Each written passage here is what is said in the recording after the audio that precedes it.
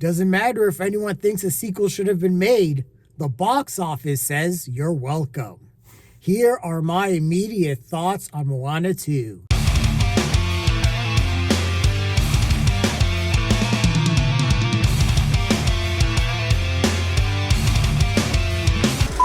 Hey everyone, this is Lenny here. So I just got out of Moana 2. This is the animated sequel to the widely popular 2016 film Moana from Walt Disney Animated Studios. We had the voice talents of Aluai Cravelo as Moana and Dwayne "The Rock" Johnson as Maui the demigod. And I was a big fan of the 2016 film that had songs from Lin-Manuel Miranda and Opetue Fuai.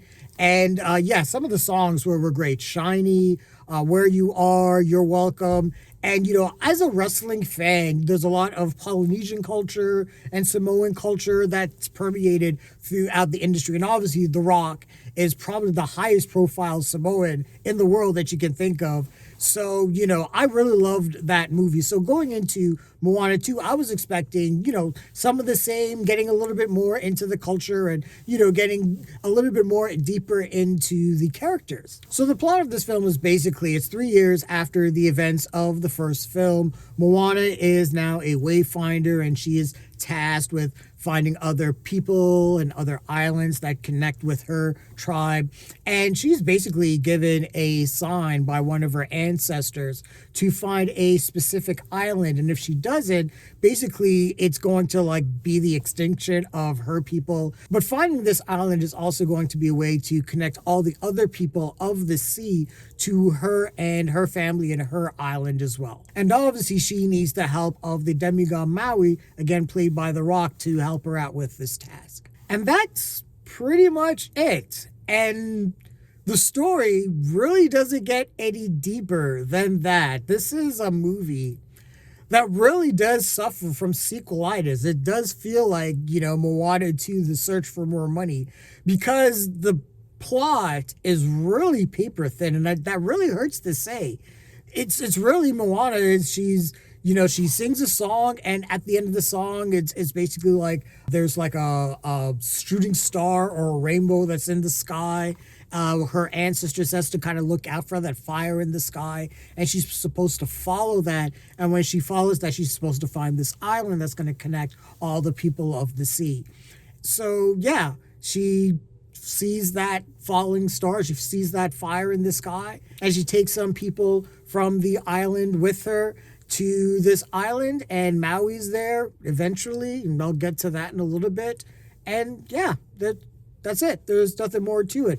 Pua and Hey are there, but yeah.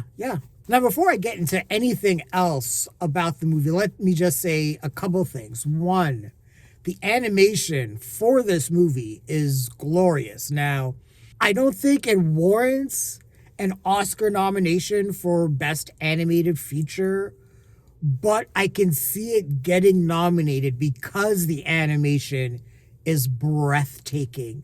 One of the things, I think we're going to look back at Avatar: The Way of Water as a really important film in cinema history because James Cameron did such a great job of getting CGI water right. It was like cracking the code of getting that particular texture right. And all of these animators are doing a really great job now of capturing water animation and capturing island animation and sea life and everything like that. All of the animation around this movie, it's bright and colorful for kids. I mean, for adults that just wants to look at just absolutely breathtaking, gorgeous CGI type photography. I mean, this is the movie for you. You can watch this in IMAX and just be blown away by the images. So yeah, that the animation for this film, I mean, top notch, A+, top tier, top shelf, peak shit. And then we have the music that's mainly written and composed by Opetue Fuai, who co-wrote a lot of the songs with Lin-Manuel Miranda in the first Moana.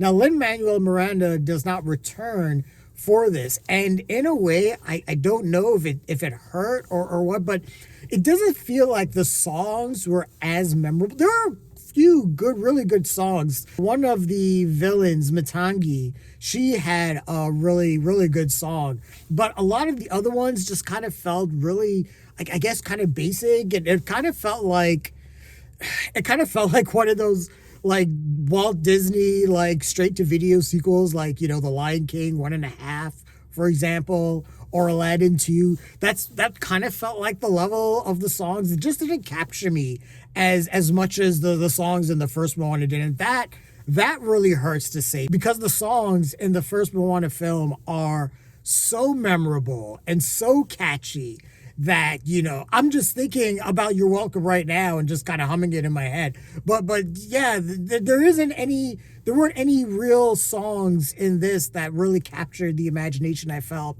I guess there weren't any songs that really captured the spirit of the animation. And then we have the supporting characters, or the side characters in this movie, Monet, Kele, and Loto.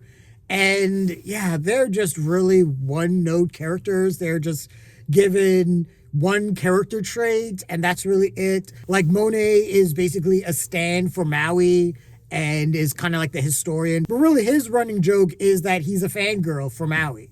Then you got Kele, who's kind of like the grumpy old man of the bunch, which I'm like, why are you even on this trip? They have one song where they try to get him to, be jovial and everything but he's just like grumpy all the time. So it's like, okay. And then there is Loto, and she's kind of like the one who's like, the fixer of the group. She has a tool with her that kind of chops everything, but she breaks everything. And Moana's on this trip, and Loto is like breaking everything on the raft. And I'm like, what are you doing? Like, don't you guys understand like how important it is for Moana to be doing what she's doing? Like, why are you guys fucking around? Why are you guys fucking up? And so that was really frustrating to watch a sequel of a movie that had such rich characters in the first film, to downgrade into just like stock characters for the supporting characters. And that brings me to Maui. And Dwayne "The Rock" Johnson, the voice work is still there. He's great as Maui in terms of the voice work. But Maui doesn't have a whole lot to do with this movie, y'all. I'm just saying this right now.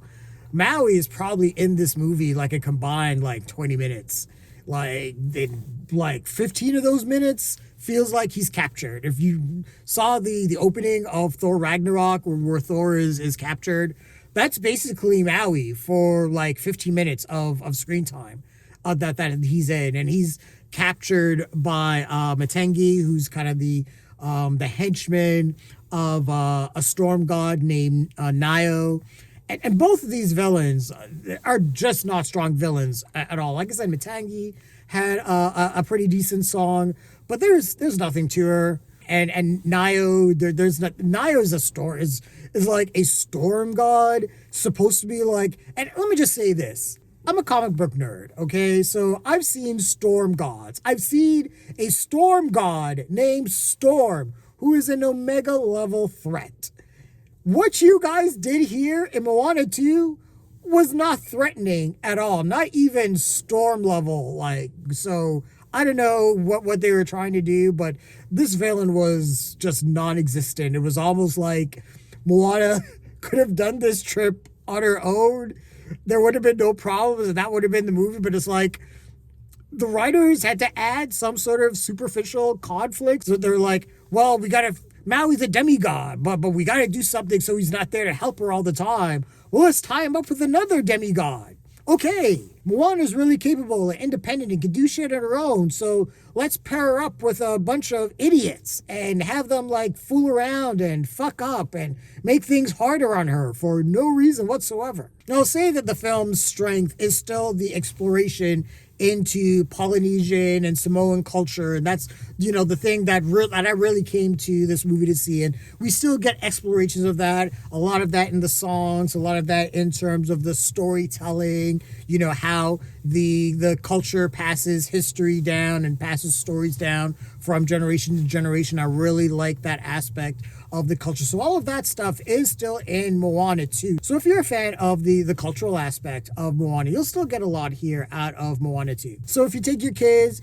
like I said, the film is beautifully animated, it's brightly lit, The characters are really easy to understand, so they're going to have a great time at the movies. I don't think that, there's going to be any angry kids walking out of this movie. But for the adults, there really isn't going to be a whole lot to latch onto. Maybe a couple songs to tap your toes to, but really there isn't a whole lot to the story, and there really isn't anything new to the characters. There really isn't a whole lot of character growth. I mean, Moana just becomes more of a better wayfinder than she already is, and yeah, that's pretty much it. So if I was going to give Moana 2 a rating, I would give it a high hit. It's just middle of the road. It's really sequelitis. Like I said, this really felt like Moana 2, The Search for More Money. And yes, it broke Thanksgiving records. So it really succeeded in terms of what it was trying to do. And, if you're a fan of the first Moana movie and you just want to be immersed in the culture and the characters, you're going to still get a lot out of the film. If you want to take something for the kids to see, yeah, this is going to be still a great family movie to see. But like I said, as a general overall picture, it just isn't as great as the first one. The first Moana is a classic animated film at this point now that I consider. So this had really big shoes to fill, and it just didn't seem to live up to those expectations, sadly. Again, I think the thing that really hurt it the most was just the songs just weren't as good as the first movie. But, obviously with this movie making as much money as it did this weekend, obviously we're getting Moana 3, and maybe when that sequel comes out, some of the issues from Moana 2 will be corrected in that picture. But those are my immediate thoughts and feelings on Moana 2. What did you guys think of the movie? Share your thoughts, leave your comments, like the video, subscribe to the channel, and don't forget to hit that bell icon so you can get notifications as well. Thanks a lot, everyone. Take care.